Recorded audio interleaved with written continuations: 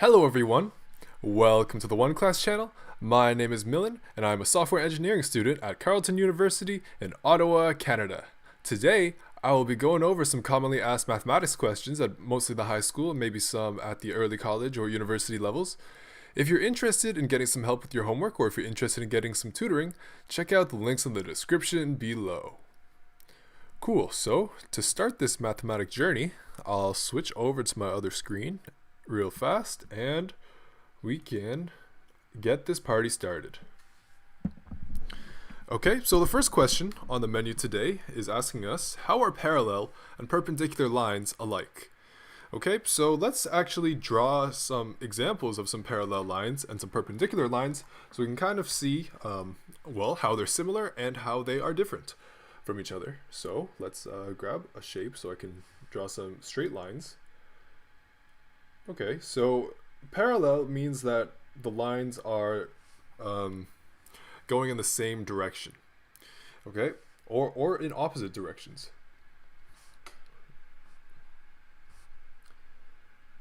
Parallel lines.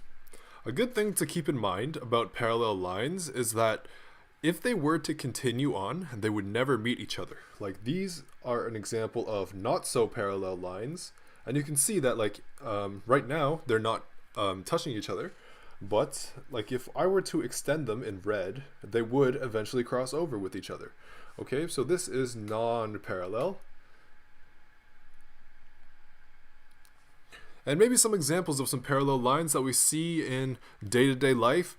Train tracks are parallel lines for the most part.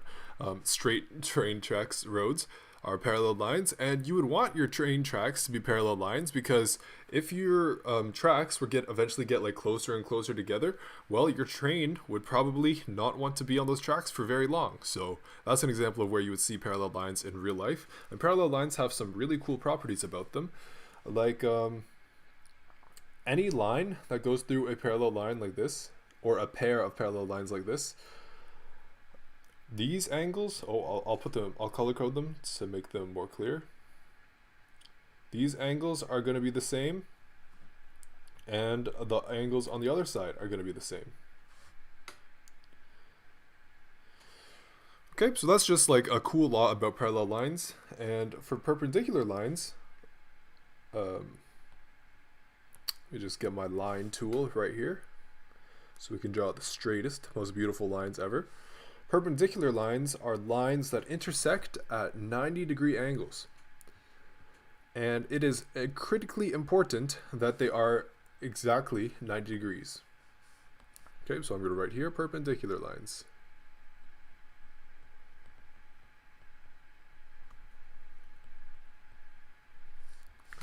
So here is 90 degrees, 90 degrees, 90 degrees, and 90 degrees. 90 degrees everywhere. Perpendicular lines are cool because they kind of remind us of like Cartesian grids, right? And you know, if we were to go like about the horizontal, we could say our relative position on there. Like maybe here could be like 2, here could be 4, and our vertical we could also have like positions along there. So if we have perpendicular lines, we can use them as like coordinate axes to define where we are with respect to everything else in the world. So you know, we see here we got 4 right angles for perpendicular lines when they intersect. Parallel lines will never intersect. That's like the fundamental definition of parallel lines. The slopes, that's another factor that we need to consider, is that the slopes are the same for parallel lines. Equal slopes. And for perpendicular lines, let me just scroll down a little bit. For perpendicular lines, the slopes are negative reciprocals of each other. Slopes are negative reciprocals. What do I mean by a negative reciprocals? A negative reciprocal is, let's say we have x neg recip. Negative reciprocal is negative 1 over x. So you just put it on the downstairs of your function. I mean, not of your function, of your fraction.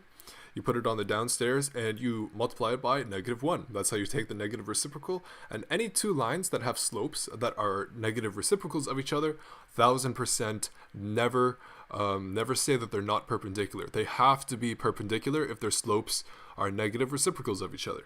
But for parallel, they have to be precisely the same. Even if they're off by just a little bit, it's not parallel. They have to be precisely the same. Okay? And another thing about parallel lines is that they will have, they might have different y-intercepts.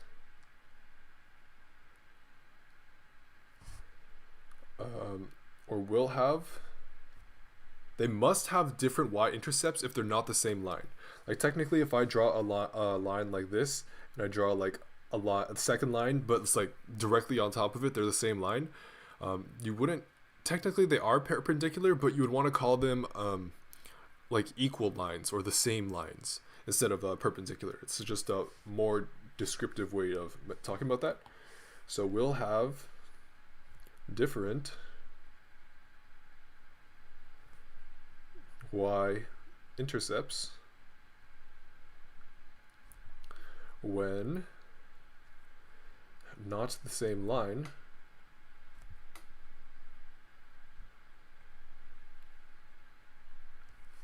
and for perpendicular lines they might have the same y-intercept, but the only way that's possible is if they intersect at x equals 0.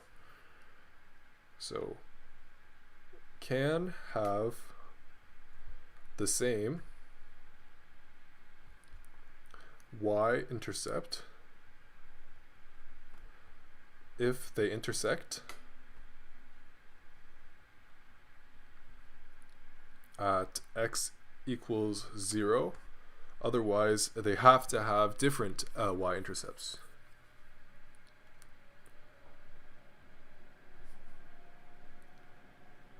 To have different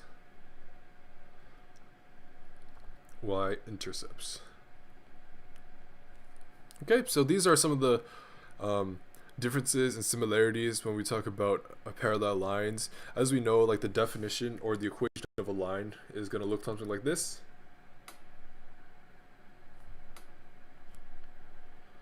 Typically, we like to use the form y equals mx plus b, where m is the slope and b is the y-intercept,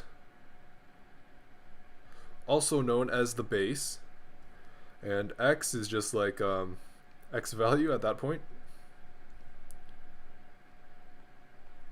and same with y. Y is just the y value at that point.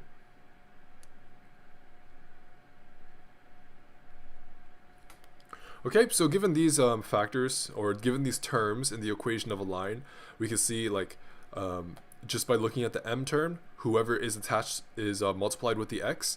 That way we could, kind of figure out if two lines, if they have the same m, they're parallel. If they're negative reciprocals, they're perpendicular. And yeah, and the y-intercept, that kind of helps you position where up and down, because two parallel lines or perpendicular lines, like these are parallel and these are parallel as well. The distance that's between them doesn't particularly matter. It's just the slope that matters. So if the difference in their b terms for parallel lines is big, that's just controlled by the b, but that doesn't change the parallelness of it. And same with perpendicular lines. If they have like wildly different b values, they can still be perpendicular as long as their slope values are negative reciprocals of each other. Okay, so hopefully that helps clear up some things about the wonderful world of parallel and perpendicular lines. Very cool and very important, because these will lay down the foundation for a lot of the future math stuff that you will likely encounter in your academic journey. Okay, so let's mark this question as good. The above solution is good.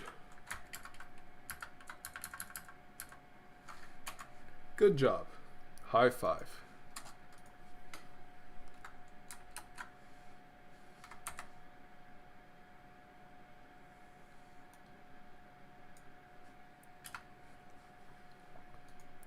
Okay, so here we have the next question on the menu today, and it is asking us what is the square root of negative 25? Okay, so essentially, to put that's in words how it's presented in the question, but here we will do it in math form. Okay, is equal to, well, let's try to figure that out. Now, previously, you may have heard the saying that you cannot take the square root of a negative number because multiply two negative numbers together, you get a positive number. Multiply two positive numbers together, you get a positive number. There's no way that you can take real numbers and multiply it by itself and square it and get a negative number. It just can't work out. And that is true, but we can kind of get around that by entering the world of complex numbers. Okay, so let me write that out.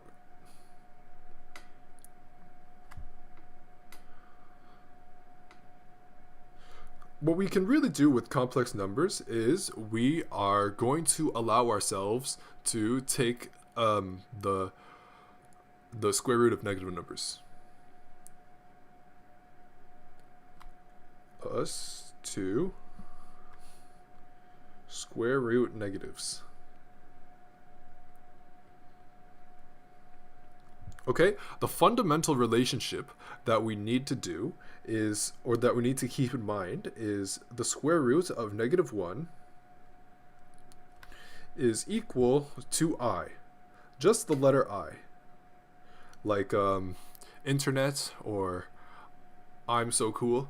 Just the letter I. This is the fundamental relationship that you need to keep in mind. And another thing, well, if we square both sides of this relationship, we see that I squared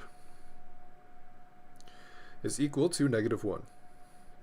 Fundamental relationships. If you understand or if you keep these two relationships in mind, you will be very familiar and comfortable with dealing with complex number situations like this. Okay, now I stands for imaginary number. Because it is not a real number. It is imaginary. There's no, like, you can't count to I. Like, I can count to most any real numbers. Like, I can count to 50, that's a real number. I can count to pi, more or less, and that's a real number. But you cannot count to I. It is not, I is just like this relationship right here. And that's the only time it's going to be ever used. Okay, so using this, and using some other things, maybe the first thing that we can do to handle this square root of 25 is let's factor out the negative 1 from the 25 all under the root. Okay, so what I mean by that is to do something like this. So we know that negative 25 is the same as negative 1 times, well, 5. 25, my bad. Which means that we can break this down and we can separate this into two individual roots like this. So underneath is negative 1 and multiplied by underneath the root of 25. Okay, now do you see the relationship here? Negative 1 is the square root of negative 1 corresponds to I. Whoops. Okay, so we have I multiplied by, what's the square root of 25? It's, I know 5 times 5 is 25, but I also know that negative 5 times negative 5 is 25. There's two possible answers, so we have to keep that in mind for our answer here. So plus minus 5, either positive or minus 5. And yeah, that's the answer, but more formally, you would typically write it like this. So plus minus 5i. And honestly, you just treat I as if it's kind of like a, you want to treat I like it's a variable. So just like for coefficients, like always keep them attached. And yeah, this would just be the answer. So plus minus 5i. Okay, that would be the answer of square root of negative 25.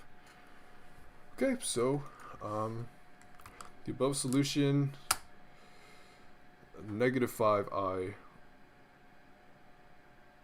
would also be a possible answer. So answer should be plus minus 5i.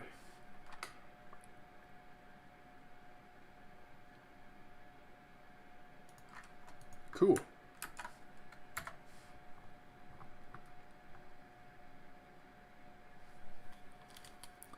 Okay, so here we have the next question on the menu today, and it is asking us, what is the square root of 12? Okay, so that's what it says in words, but to write this in a more mathematical sense, it is pretty much asking us, what is the response to this term right here, the square root of 12? Okay, so the first thing that we might want to do is maybe put this into your calculator, but that's a little bit too easy and not so much fun. So, and another thing about calculators is that this is going to probably be an irrational number, because I know that 9 is a perfect square and 16 is a perfect square. 12 is somewhere between 9 and 16, so it's not going to be a perfect square that we're going to get. It's definitely going to be a decimalicious number. And the thing with decimalicious numbers is that it's not reasonable for you to write all the decimals. You're going to need to start rounding at some point, and anytime you round, you are losing a little bit of accuracy in your answer. So you want to avoid rounding unless it's absolutely mandatory or as like the last step of your calculation process. But we can actually get this answer without rounding at all, and pretty much to do that, we're just going to try to simplify this. So the first thing that we might want to do is factor out everything on the inside, like under the root. So in this case, we're going to try to factor out 12 into as many factors as possible. So factoring out all, or factoring radicand. And the radicand is the number under the root, by the way. So factoring radicand into as many terms as possible. Okay, so what do we multiply together to get 12? I know we can multiply 2 times 6 to get 12. And we can also multiply 3 times 4. I think I like 3 times 4 better because I know 4 is a perfect square, and that is kind of what we're looking for. We're looking for perfect squares. Perfect squares. Or duplicate terms.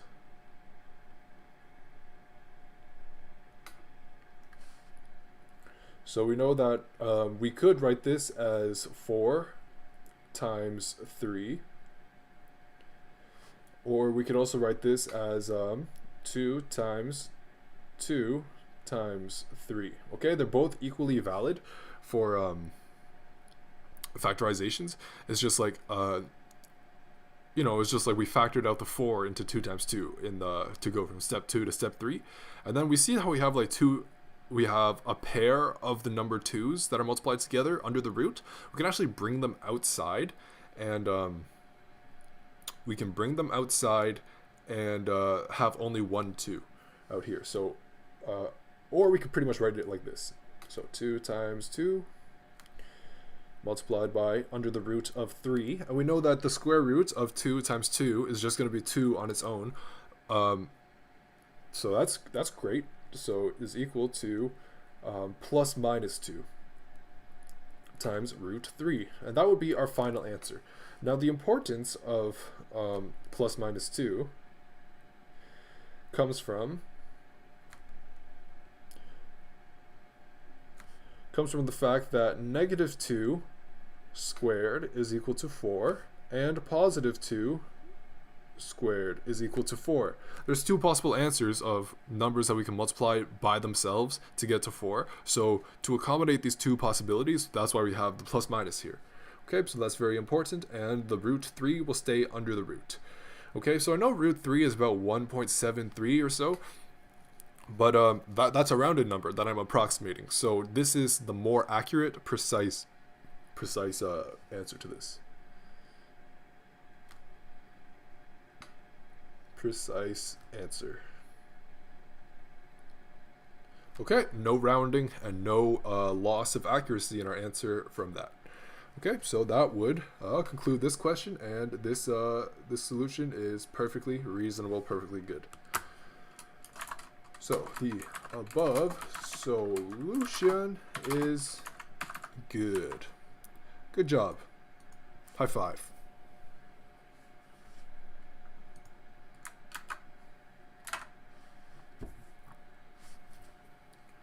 Cool, so here we have the next question on the menu today, and it is asking us, what is the square root of 64? Okay, let's write that out in a mathematical equation sense. So what is equal to the square root of 64? Essentially, we're just trying to figure out what multiplies by itself to get to 64. Okay, so thinking back to our timetables, let's think about a perfect squares, like 5 times 5, 25, 6 times 6, 36, not quite there. 7 times 7 is 49, not quite. 8 times 8? 8 times 8 is 64. That sounds about reasonable to me, thinking back to my times tables. But we know that 8 times 8 is equal to 8 squared, which is equal to 64. But is there another possible answer to this? And the answer is absolutely yes. Okay, let's think about this situation.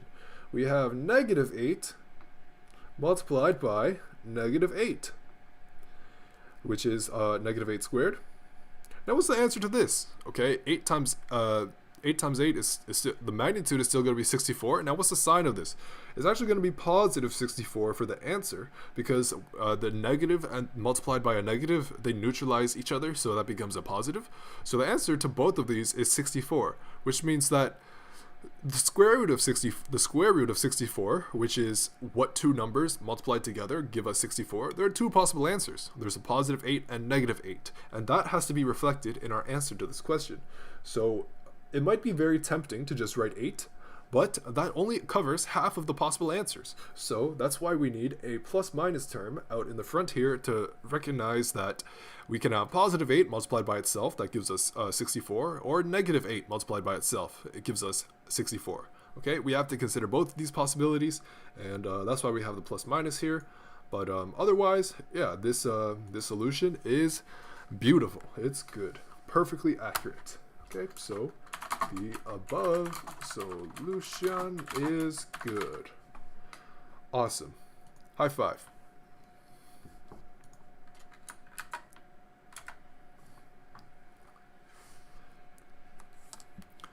Okay, so the next question that we have on the menu today is asking us, what are alternate interior angles? Now, alternate interior angles is a situation that becomes important when we have a line intersecting parallel lines. Okay, so let me draw an example of this. I know you might see it already on the right, but on the left, but if I redraw it, I think I can explain it as I go to make things extra fun. Okay, suppose we have two parallel lines. We got line, we got P1 and P2. Now these are two parallel partners. Parallel lines. The thing with parallel lines is that the angle between them is 0 degrees or 180 degrees or 360 degrees or any factor of those. So they're parallel lines. Okay, so if I draw a colored line that like this, the red line, let's call this our, whoops, that's not what I wanted. Okay, so if this is our intersector line doesn't start with S, intersector line, we can see that it makes some angles with the two parallel lines. Now what these angles are is we know that this angle, let's call that angle angle A. And we know that this is like a fundamental law of the alternate interior angles. You can see that the A is like the interior angle between the intersector and parallel one. And if with parallel 2, the intersector line is also going to make that same A angle, but on the opposite side. That's why we have alternate interior angles, is because they're like on alternate sides of the intersector. So this angle right here, that also has to be A. Okay? And I promise you that is like always going to be true with parallel lines that are intersected. Now, this also applies to the other angle here, this angle B for blue. It's also going to be the same on either side of the intersector. So it'll be, but they're going to be alternate sides. So you see, if we are going from bottom to top of the intersector, the top left angle is going to be equal to the bottom right angle. Okay? And those have to be equal. And another fundamental law to keep in mind is that we know that maybe in another color or something to keep in mind is the angle A plus B has to be equal to 180 degrees. And that is very important to keep in mind. A lot of situations that have like parallel lines will require you to keep this fact in mind to help you progress through the question. So and hopefully that's like moderately clear, because you can see like the angle of A plus the angle of B, they added together, they are going to be just the parallel line itself, and that's 180 degrees. So it seems reasonable to me from the diagram, and it's always right. Like, I promise you this is always going to be right, and definitely keep this in mind. Another thing to keep in mind is another place that you can see these angles in action is right here. So now that I'm with blue, you can see that B is also going to be the angle here and also going to be the angle here. So, alternate sides of that intersection between the intersector and one of the parallels, they're also going to have the same angle. And the same goes for A. If I get the color of A, which was green,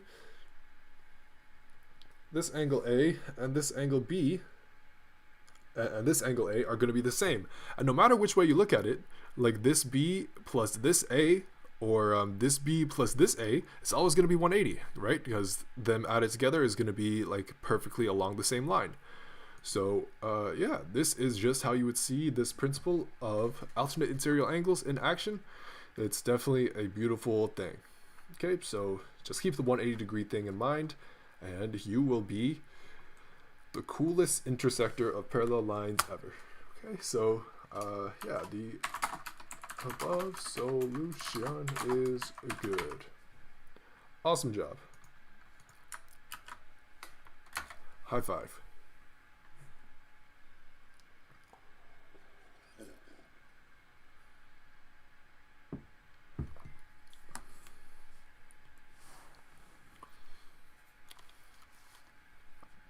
Okay. So here's the next question that we have on the menu today. And it's asking us how many 8-ounce glasses are in a single gallon. Okay, so one glass is going to be 8 ounces. Okay, so that's one of the things I want to write down is one glass per 8 ounces. That's one of the relationships. So let's just put this in our relationships section.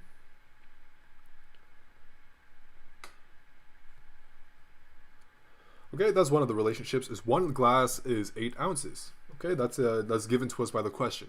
And another thing about gallons, we know that there are 108 ounces per 1 gallon. So 128 ounces per 1 gallon. Okay, so that's another relationship. Now, what happens if we multiply these two relationships together? Let's see it like this. So we surround them by brackets and maybe put a multiplying x between them. So let's see what happens here. We see that ounces is on the top of this fraction on the right, and it's on the bottom of this fraction on the left. Okay, we can kind of see these relationships as fractions. Kind of like one glass per 8 ounces. Maybe something similar that you're maybe more familiar with is like for speed, if you're driving 6 miles per hour, you go 6 miles, divide 1 hour. So, um, these types of relationships are very, very common. But you see with the units here, ounces is on the bottom and ounces on the top right here. We want to treat the word ounces as if it's its own variable. And we know anything divided by itself has to be, just 1. Okay, so we can kind of safely just cancel out the ounces unit on both sides of, or on both terms of this relationship. And then our final answer is going to be all of these numbers multiplied together. So to be super formal, 1 times 128 divided by 8 times 1. And the final unit of this relationship multiplication is going to be glass divided by gallon. So that's like glasses per gallon.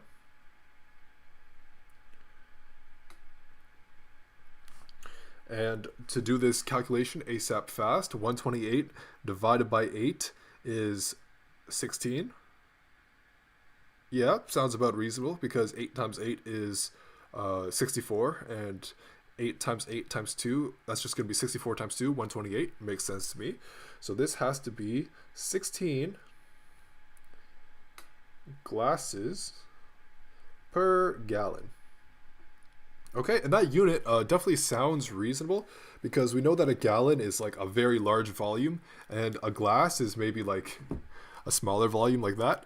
So to have a lot of glasses in 1 gallon, it seems like a reasonable answer. And if assuming that these relationships are true, I know for a fact they got to be true, this relationship will hold. So 16 glasses in 1 gallon, 8 glasses half a gallon, yeah, that type of relationship will continue to hold. Okay, so here the above solution is good. Awesome.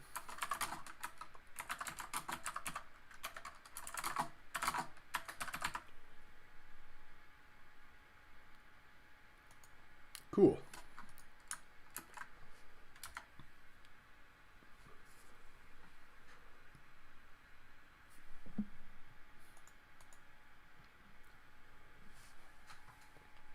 Okay, so here we have the next question on the menu today, and it is asking us, what is the measure AC of the minor arc? Okay, so I'm going to draw this situation because I can't draw on the left side of the screen, but I'm just going to draw a quick big circle, and I'm going to draw some lines in it. So we have a line that goes like this.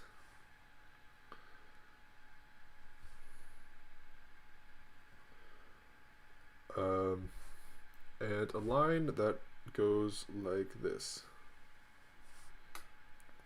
This angle is 62 degrees. This point right here is A. We got B right here. And we got C right here. Okay, so pretty much what the question is asking us is if this red point right here is the center of the circle,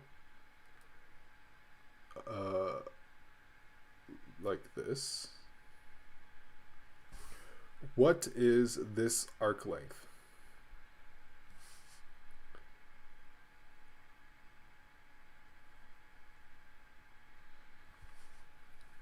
Okay, that's pretty much what the question is looking for. I know my diagram is a little bit off. I think my circle's a little bit tall to be a little bit oval. But, we can kind of see that it's pretty much having the same relationship. But let's see what this angle, what we can kind of just deduce visually from the angle. Maybe it's better to look here. If you can see my mouse cursor right here, right?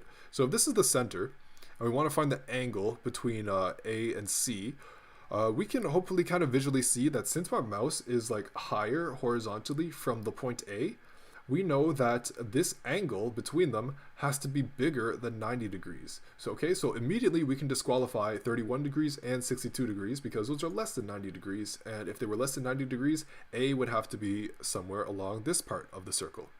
Okay, so B and C disqualified. Get them out of here. The next thing that we need to keep in mind is, hey, A, if it's bigger than 90, it also has to be less than 180, because if it was more than 180, it would be crossing all the way over to here. And so it's got to be between 90 and 180. And our remaining candidates were A and D. A has got to be disqualified. That's bigger than 180. Not even possible. So the only survivor that's left is D, 124 degrees. And we kind of deduced that just visually and kind of knowing a little bit of what these angles are going to look like. Okay, so that was a fairly easy thing. But another thing to keep in mind is that this angle right here, let's get another color. These two angles,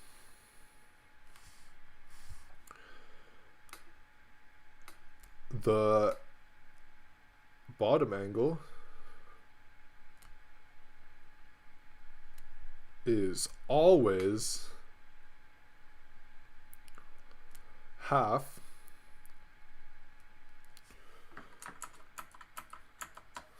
it's always 1/2 of the top or the center angle.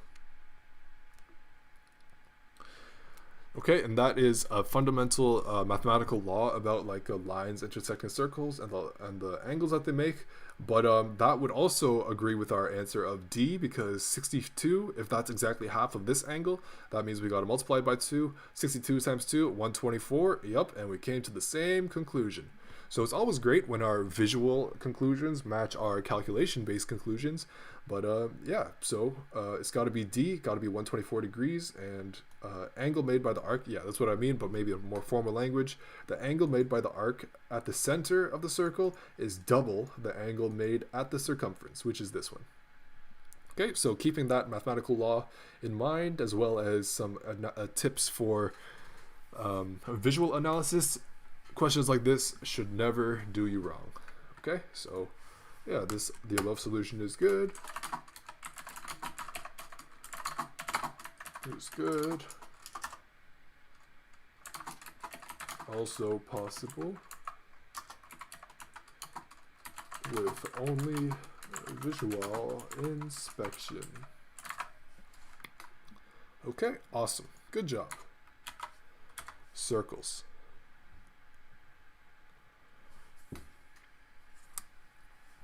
Okay, so here we have the next question on the menu, and it is asking us, in the triangle A, B, and C, angle B is twice as large as angle A. Angle C is 20 degrees more than angle A, and we need to find the measures of this angle. Now, we don't have a diagram with this, but I think that is also maybe reasonable to say that we don't really need a diagram for this. Okay, so what are some fundamental things that we can know about the interior angles of triangles? We know that interior triangle angle laws is that A plus B plus C, that's the angle at each one of the corners, like if A, B, C is a triangle like this, we know that the angles have to be the sum of all of them is 180 degrees, a fundamental law about triangles. Now, what else does the question tell us about triangles?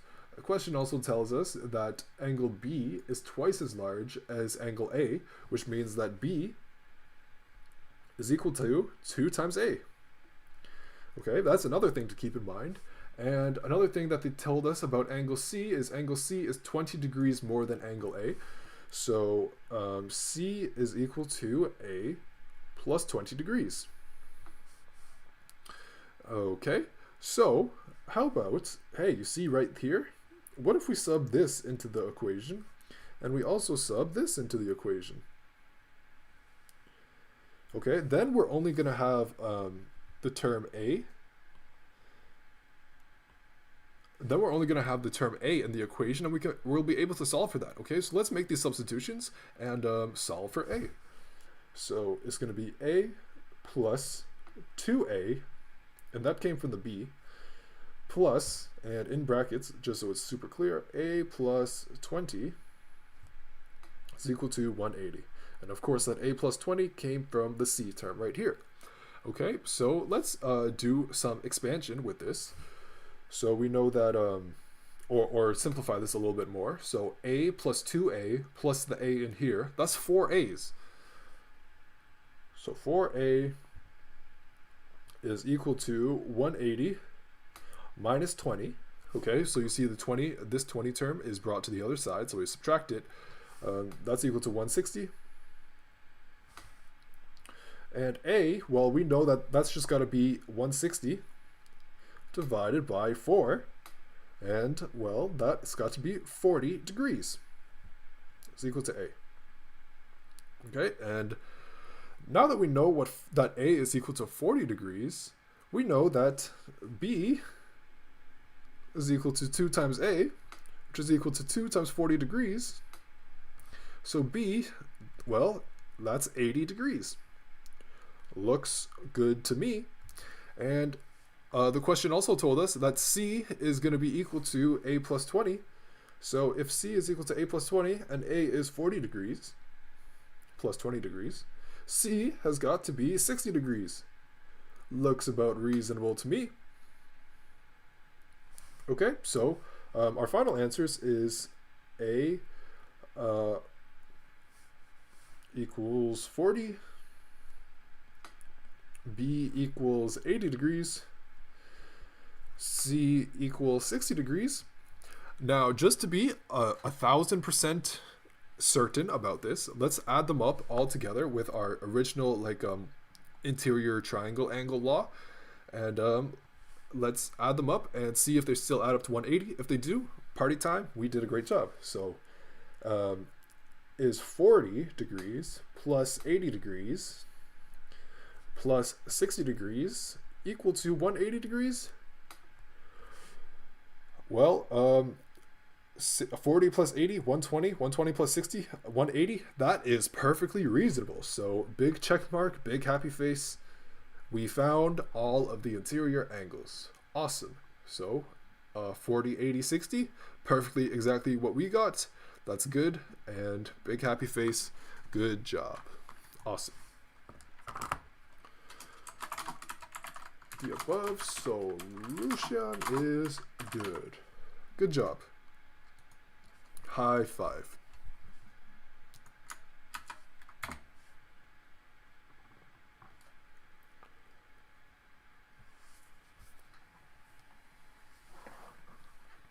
Okay, so the next question that we have on the menu today is asking us, how do we convert 4.5 feet into inches? Okay, so with my ruler here, I have a ruler, and on my ruler it says 12 inches are in 1 foot. And okay, so let's actually try to set up like a unit cancellation type of equation to help us deal with this question. Okay, so we know that we have 4.5 feet to start off with. And we try to do something, so we're trying to multiply it by a term that gives us inches per feet. And we want to do this so that the feet unit cancel out, because we have 1 on the top multiplied by a fraction where the feet is on the bottom. Anything divided by itself is 1, so they cancel out. And we just have to put the numbers in here that correspond to this. And just by looking at my ruler, I know that 12 feet are in 1 inch. No, 12 inches are in 1 feet, my bad. Yeah, definitely not the other way around. 12 inches in 1 feet. Okay, so if we just multiply these two terms together, the answer will be in inches. And what's 4.5 times 12? Well, with the power of mental math, 4 times 12 is 48, plus half of 12, that's 6. That's got to be 6 plus 48, 54 inches. And that's got to be it. 54 inches is 4.5 feet. That's, I'm about 6 feet tall, so that's maybe like up to my, ribs, maybe more or less 54 inches. Seems like a reasonable answer, so yeah. That's awesome. So this solution is good.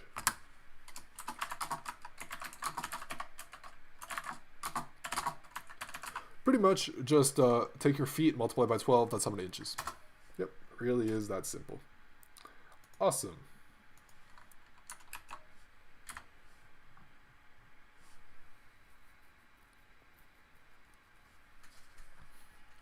Okay. So here we have the next question on the menu today, and it is asking us, how do we find the surface area of a trapezoidal prism? Okay, so here we have on the left here a nice diagram of a trapezoidal prism. It's just a trapezoid that is like extended in to become a prism. Okay, so a lot of the times when you're trying to find surface areas, it is a very good move to try to like unfold the 3D object and find just the sum of all of the surfaces individually. So if we try to unfold this, kind of looks like a takeout box, right? So have you ever ordered like takeout in plastic, paper boxes? Kind of is what it looks like. But if we were to unfold this, this is what it would look like.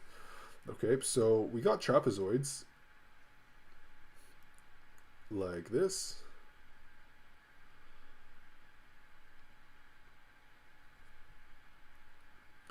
And between those trapezoids, we have, a rectangle between them.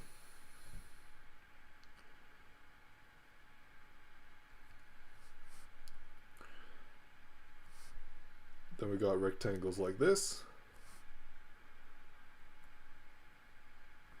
And maybe another rectangle like this.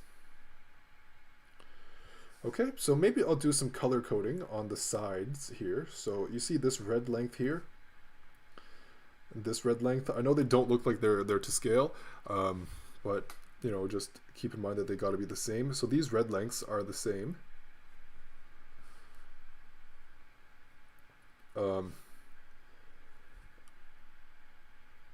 These green lengths are hopefully fairly clear that they're going to be the same. And the blue lines, if I switch to my blue pen, and these blue lines are going to be the same as these blue lines.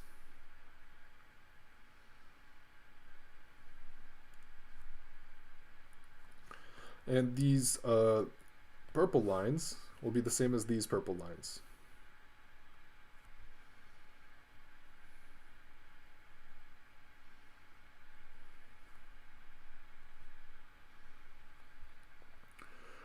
Okay, so given that you have this diagram, you can see that we have 6 sides to this trapezoid. Let's name them like A, B, C, D, E, F. Essentially, what you're going to try to do is find the surface area of these shapes individually and add them all up.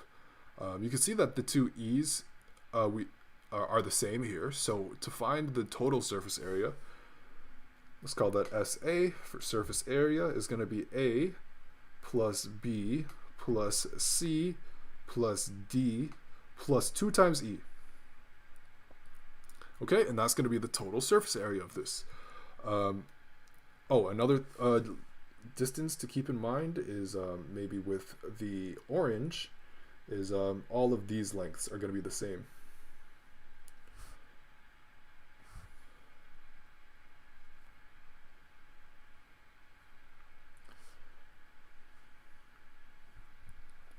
Okay, all those orange lines are the same. So we know that A is just going to be orange and blue. And those are just going to be multiplied together. Actually, A, B, C, and D are all going to be multiplied by orange. B is going to be green. A is going to be light blue.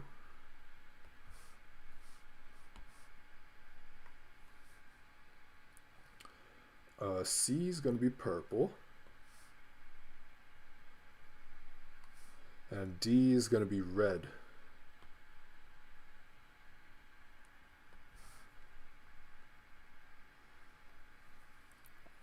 Okay, and those are really just rectangles, fairly easy, base times or like the length of one of their colors multiplied by the length of their other color. Fairly straightforward. Now the only thing that might be a little bit tricky is E, the area of the trapezoid that is making it up. But areas of trapezoids, it's really not that difficult. So if I were to draw just a trapezoid on its own, like this,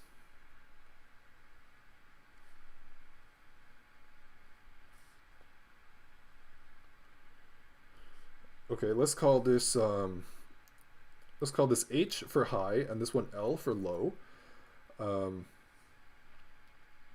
Suppose that you're only given this distance right here, and let's just call this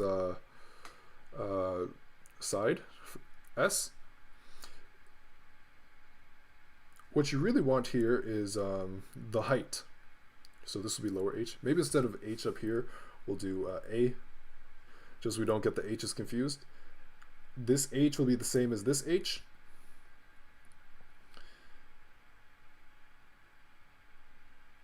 And let's call this SR for the right side and SL for the left side. So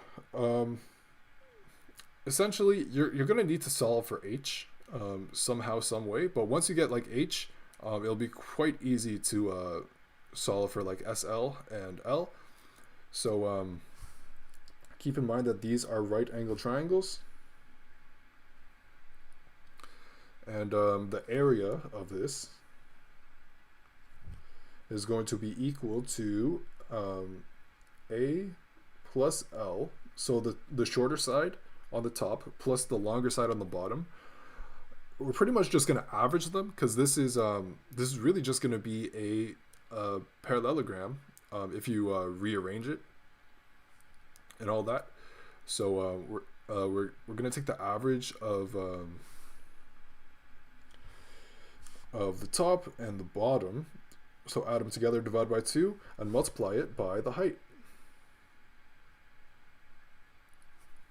Okay, might take some time to solve for the height if you're not given it explicitly, but most of the time you will be given your height explicitly, and then you'll just need to solve for the SL right here.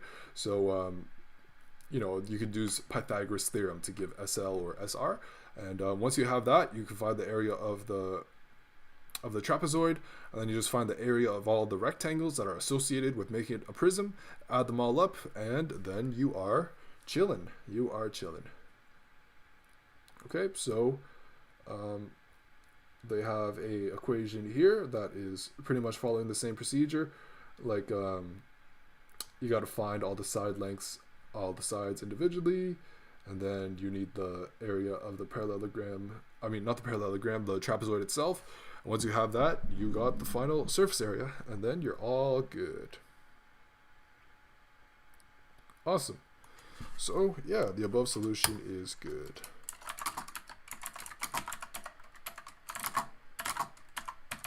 Most of the time you'll be given most of the information that you need, like A, B, C, D, and H, and L. So you know, if you're given all that, it really is something very straightforward to handle. Okay, cool.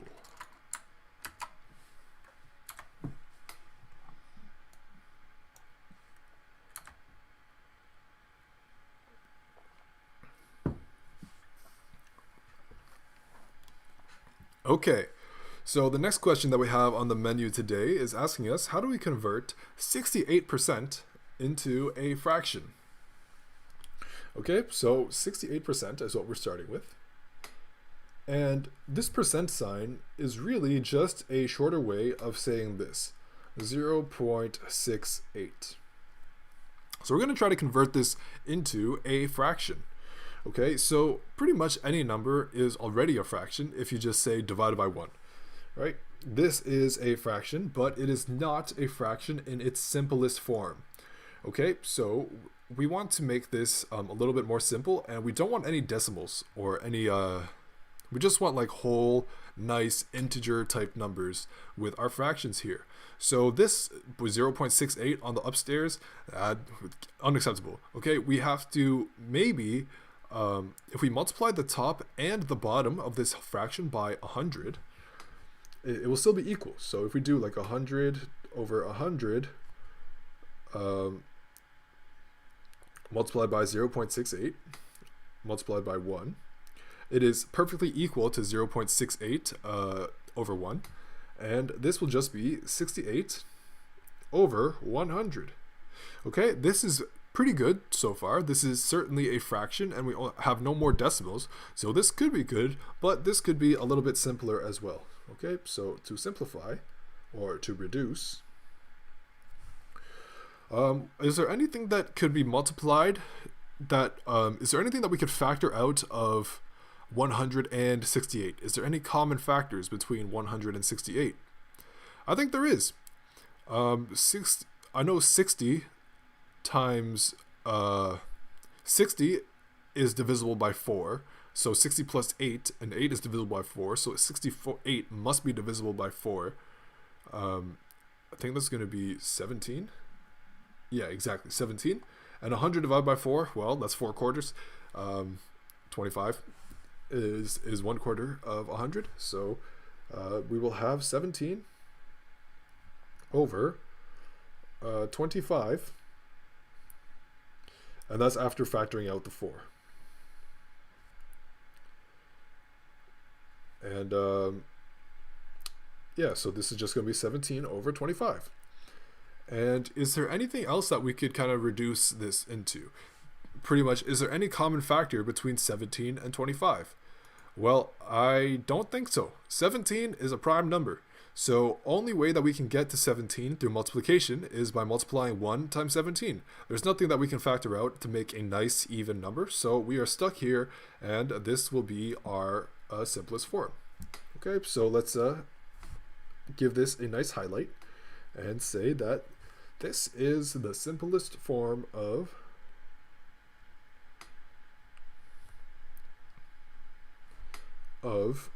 68% as a fraction. Okay, so yeah, that would be the answer right there, and we can be very happy that we found what we're looking for. Okay, so let's mark this answer as good. Above solution is good. Good job. High five.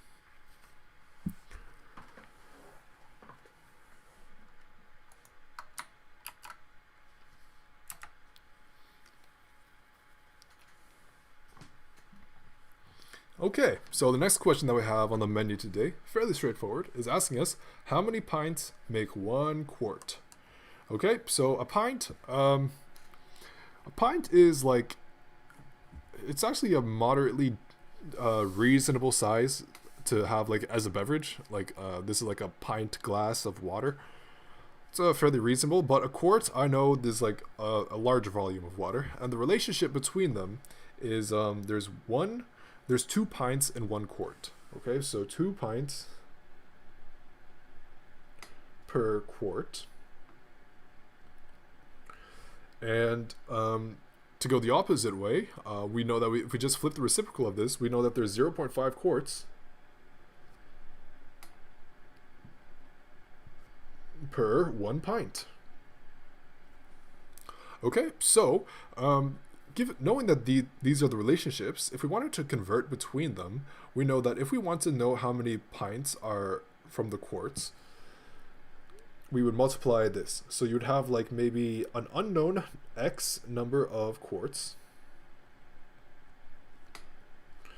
and you multiply that by 2 pints per quart.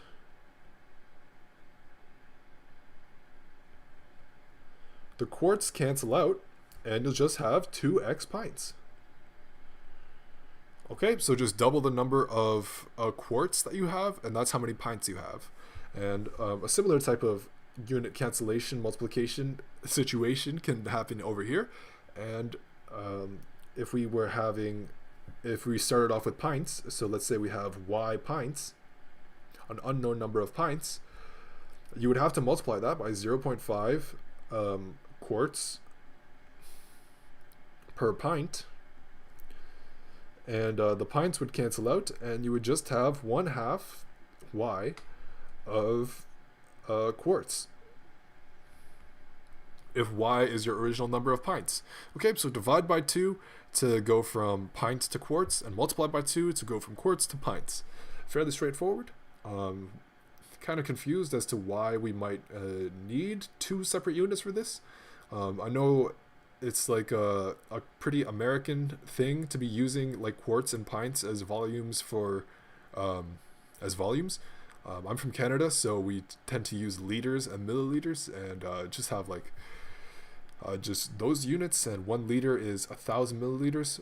So, but different units, we always got to deal with them and always stay ready for them. But otherwise, here, the above solution is good, might be better with some examples.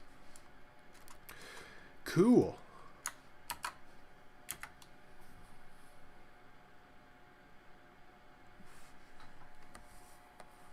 Okay, so here we have the next question on the menu today, which is asking us, how do we find the volume of a trapezoidal prism? Okay, so first let's have a nice diagram. Let me draw a diagram of a trapezoidal prism over here. So if we know that a trapezoidal prism is going to need a trapezoid like this,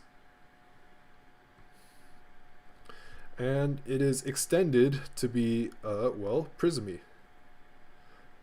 prism-like, for lack of a better term.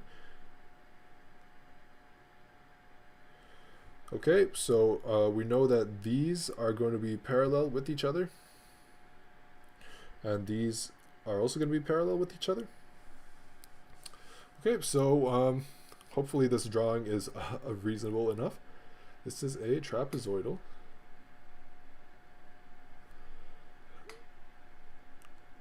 prism. Okay, so some of the things that we're going to need to know is this distance over here. This is like kind of the thickness of it. So let's call this, let's see what they call it here. It's going to be the width that they use, I think. Okay, so let's call this the width, or big W. Okay. Another measurement that we're going to need to know is this one right here. Okay, so let's call this base 2, and we're also going to need to know this one. I'll do it a different color so it's a little bit more clear. We're going to need these two measurements of the trapezoid. Okay, otherwise it's going to be impossible for us to measure the volume. Okay, so maybe in a different color, like green, we're also going to need to know this distance over here, and that's going to be the height. Sometimes you'll be given the height directly. Otherwise, there may be times where you need to calculate the height manually, and keep in mind that we have like 2 right-angle triangles in every single trapezoid. Or you're going to have at least 1 right-angle triangle per trapezoid. So using that, maybe some trigonometry, maybe some Pythagoras theorem, you could easily conclude the h, which is the height. Okay, so to find the volume, we're going to pretty much need to do the following operation. So with prisms,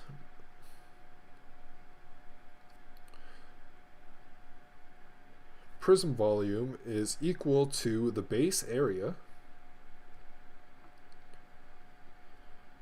multiplied by the width. So V is equal to base times width. Okay, and to find the area of the base for a trapezoid, we know that for a trapezoid,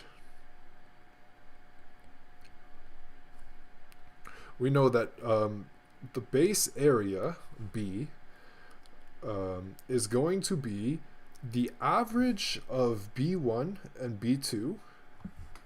So that's going to be B1 plus B2, all divided by 2, multiplied by h, which is the height right here. Okay, so that will be the area of the trapezoid. And the reason why is, like, you can kind of think about, like, if you were to take this triangle and bring it to the other side, we would kind of make like more of a rectangle or parallelogram, and that would just be base times height. So maybe try that if you would like. It's a fun exercise, but take my word for it, like, this is 1000% the area of a trapezoid. You're averaging the short parallel side with the long parallel side, and then multiply by the height. and that'll be it. Okay, so summing this trapezoid base into the general prism volume equation, we can get something like this. So a volume of trapezoidal prism is equal to the base 1 plus base 2 in brackets divided by 2 times the height of the trapezoid times the width of the prism. And that would be the whole trapezoidal prism volume equation. Okay, so did we come to the same conclusion here? I would sure hope so. Exactly, yeah, and here we see the example run with some numbers here, and we can see that, okay, base, the wide base and the small base is 6.5 centimeters and 1.5 centimeters. So to find the area of this trapezoid, we're just gonna, add 1.5 plus 6.5, multiply them by 4.2 and divide by 2. Exactly what we have right here. So that comes out to 16.8, and then we're going to multiply that area of the trapezoid base with the trapezoid prism width, the thickness of it, and we're going to get, for this particular answer, 134.4 cubic centimeters. And that seems like a perfectly reasonable answer, and this solution is good. So just know that this is the equation that you're looking for. Let's give it a highlight, make it beautiful. Awesome. Okay, so we can mark this question as good and be very happy. The above solution is good. Awesome. Mucho bueno.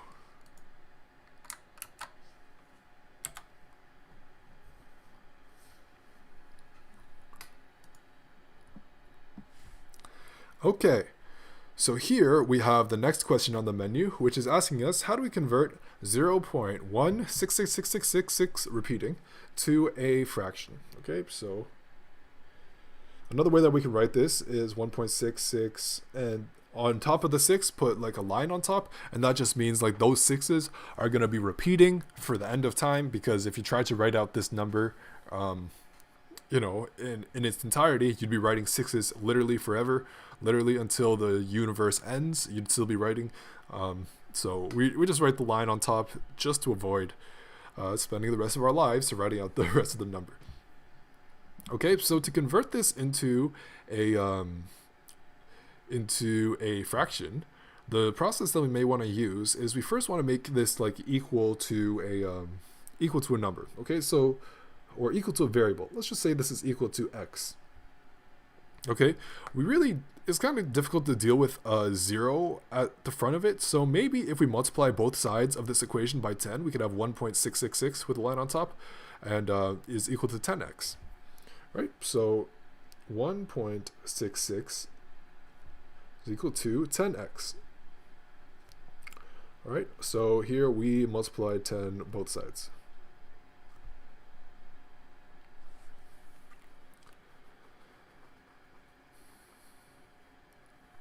Okay, so imagine this. Okay, so you see how, what if we were to subtract the first equation out of the second equation?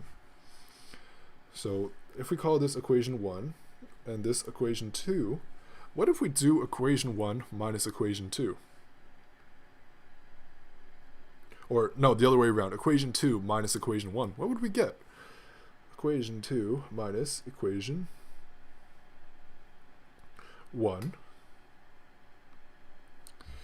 So what I mean by doing something like that is, so we're going to start with equation 2. So that's going to be 1.66 to the infinite is equal to 10x.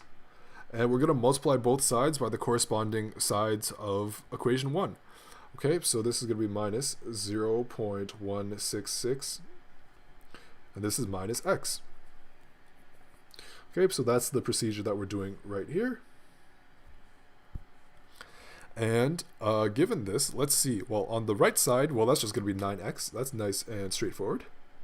On the left side, if we were to subtract 1.66 to the infinite here, hopefully we can see that this will be just 1.5, right? Because what's 1.5 plus 1.66 to the infinite? 1.6, and then all the sixes afterwards. So that has to be 1.5. Okay, hopefully we can see that it is clear. And taking this, we can isolate for x just by dividing both sides by 9. So 1.5 over 9 is equal to x. And this is equal to 0.166, and that's where we started with. So now we have, like, we kind of got a fraction to represent this situation. But we have a decimal in here, and generally we want to avoid having decimals in our fractions. So maybe if we multiply the top and bottom of the left side fraction by 2, like this, 1.5 times 2 over 9 times 2 is equal to x, we can see that this is going to be equal to 3 over 18. Right? And this is still going to be equal to 0.166 to the infinite. Check that on your calculator if you don't trust me. I know for a fact that's got to be true. Okay, so this is a reasonable fraction, but we can actually take this one step farther and simplify this fraction. Right? So what are some common factors between 3 and 18? Well, if I think, what about 3 on its own? Divide the top and bottom of that fraction by 3, and we can get x is equal to 1 over 6 if we divide the top and bottom by 3. And, well, you can't really get simpler than a fraction that has a numerator of 1. So this will be our simplest term fraction.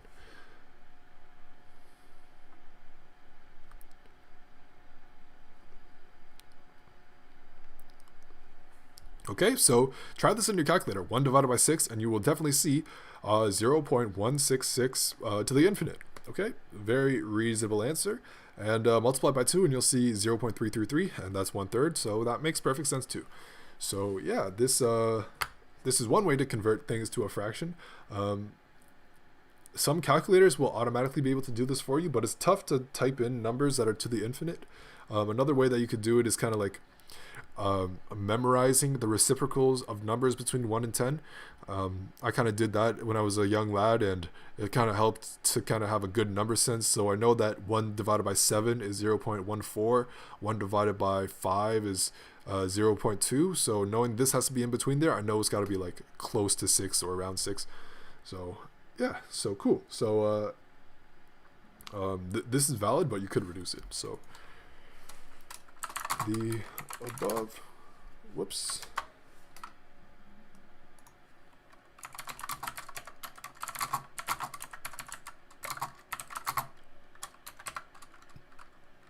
but 3/18 can be reduced to 1 over 6.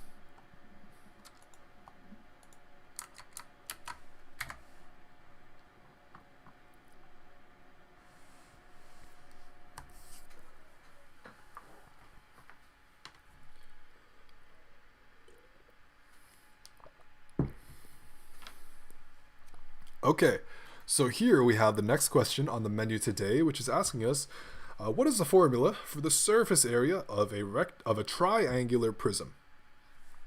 Okay, so here we have a little diagram of a triangular prism, but it is often very helpful for us to try to find a way to unfold this and then just find the areas of all the shapes that make it up in the first place.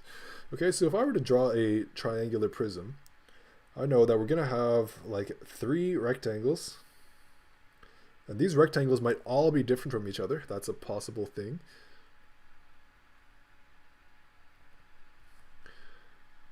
Maybe something like this, and we know on either sides of this triangle are on these rectangles are going to be triangles. Okay, so we know that this side length, the red ones, they will need to be the same as these red ones. Okay, so let's draw some straighter lines. Those will all be the same. And we're going to have the same thing on the other side, but in green.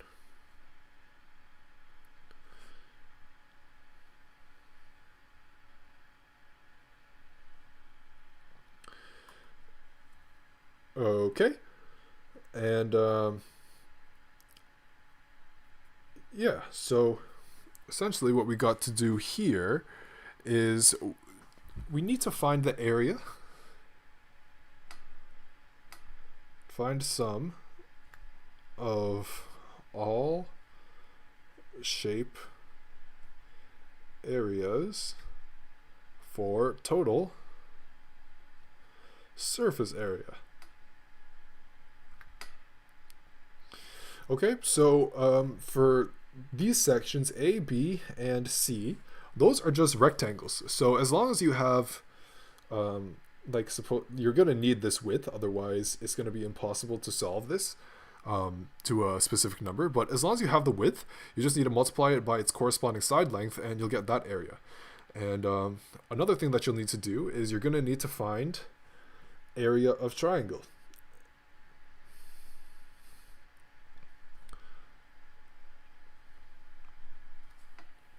Area of a triangle is fairly straightforward. You're just going to need to know this h value. So A of triangle is equal to 1/2 base times height. And the base is this distance right here. Okay, so yeah, once you find the area of the triangle, keep in mind we have two triangles. The total surface area of this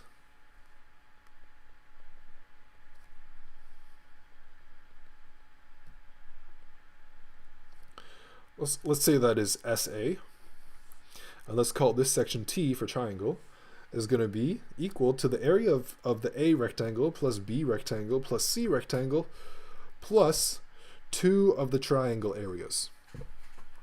Okay, so once you find all of those individually and add them up, that will be the total surface area of this whole triangular prism. Okay, now it might be difficult to, you see the red, like you might not be given that explicitly, but keep in mind with any triangle,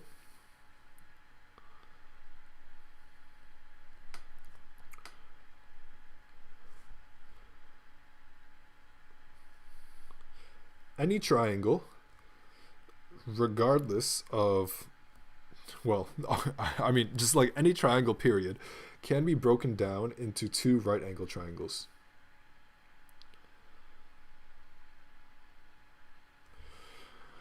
Okay, so let's say this is HL for the left hypotenuse. I mean capital H. I should actually call that L for left.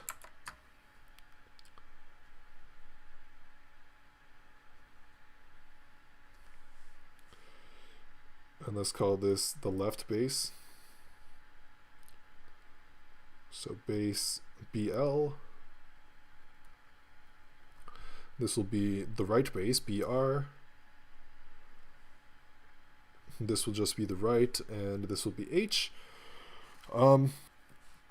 You know, as long as you know like some of these things, like some of the relationships that we can keep in mind is that H squared plus BL squared under the root is equal to L, and R is equal to the angle, the sum of under the root H squared plus BR squared. Okay, so you might need to also incorporate some of the angles. So if here we have angle R and here we have angle L, we can use these with trigonometry as well to help us solve for H if we're not given it. But otherwise, you want to be very familiar with triangles and be able to find all side lengths of a triangle and all the area of any triangle. Once you can do that, it is very simple to find the surface area of a triangular prism. Just find out which one of those side lengths corresponds to which rectangle, and then you just multiply them by the width and you'll be good. Okay, so yeah, that would be how you calculate the surface area of a triangular prism, and it really depends on your specific situation of the triangle and what you're given in terms of like what you'll need to do for solving the surface area. Okay, so but in general, just know that if you find you just want to break it down into its component shapes, find the areas of the individual shapes, and then you'll be good. Okay, so let's mark this as good. The above solution is good.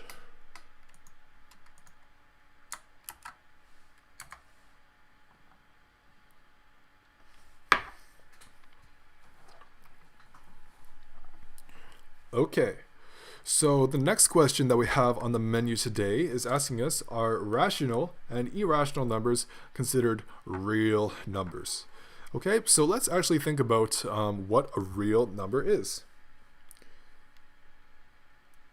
You often see them represented with this like fancy R with two, I don't know, left vertical parts of the R. That typically represents real numbers. So here are some key things about real numbers.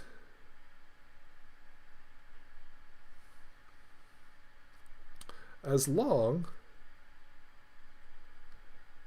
as a number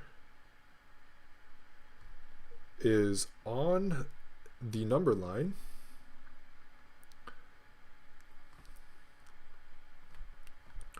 it is real. Okay, and a thing that we will disqualify us from being a real numbers is no infinities, no plus minus infinity. That is not a real number, because where does infinity lie on a numbered line? Infinity is kind of like a concept. It's not really a number, so that's what I mean by that. So there's no infinity and no imaginary numbers.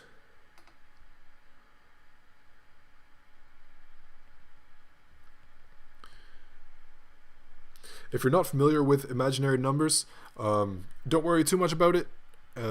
It's just if you don't know what they are, you'll be shocked when you see them, and you'll be fairly clear that they're not real numbers. So yeah, no imaginary numbers. So rational numbers, do rational numbers count as real numbers? Rational numbers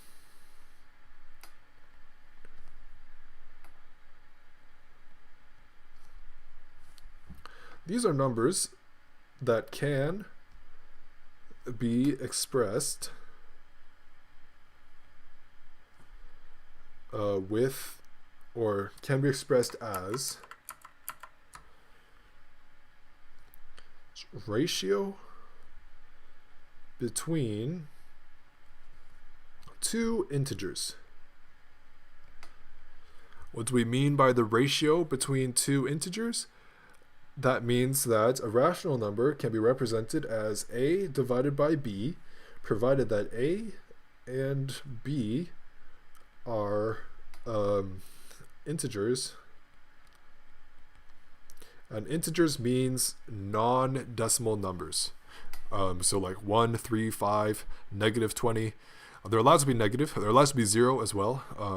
A b can't be 0 though.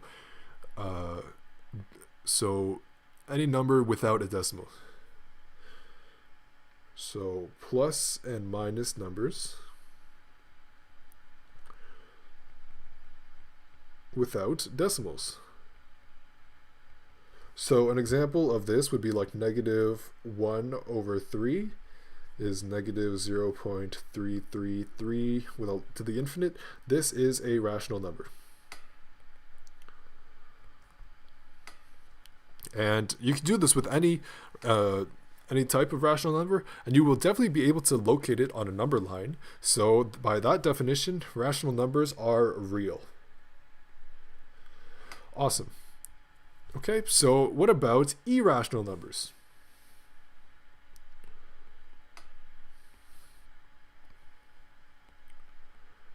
These are numbers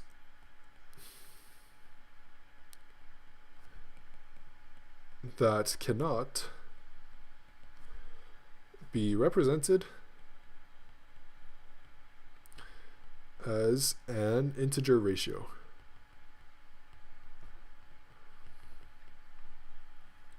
So some examples of irrational numbers. Examples, not examples. We have pi is a irrational number because pi, as much as you try, you will never find two numbers or one number divided by another number that gives you pi. Like, I know there's numbers that are very, very close, like 22 divided by 7, but that's not quite there yet. So it's irrational, and there are pretty in-depth mathematical proofs that show you exactly why. You can never have two integers multiplied together or divided by each other to get pi or any of these other irrational numbers. So another thing is Euler's number, E. Another thing is root 2, negative root 3, all examples of irrational numbers, but they all have a numerical number associated with them, right? So like pi is going to be like 3.14159, on and on and on. E corresponds to 2.718, on and on and on. Root 2 is like a 1.4, on and on and on. This root 3 is like 1.73, on and on and on. These all have like real numbers that are corresponding to them. So irrational numbers are always real.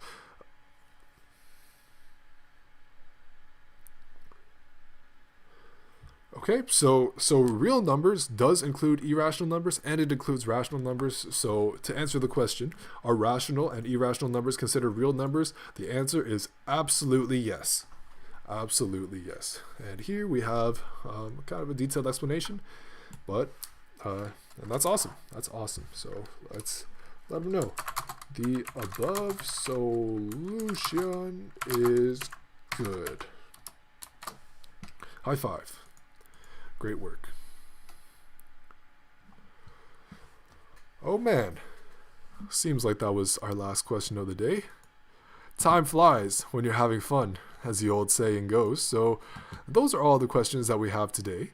If you enjoyed today's Q&A and would like to be notified of when we do this next, please hit the subscribe button and ring the notification bell below. If you are interested in submitting your own questions, we have links in the description where you can find some help with that, or if you're trying to get help with your homework or some tutoring, check out the links in the description. And remember to leave a like and a comment if you enjoyed today's video, and if you really enjoyed today's video, share it with your friends. This has been Millan from OneClass. Today was a great time with the mathematic magic, and I can't wait to see you again. And take care, stay safe, and have fun with the mathematics.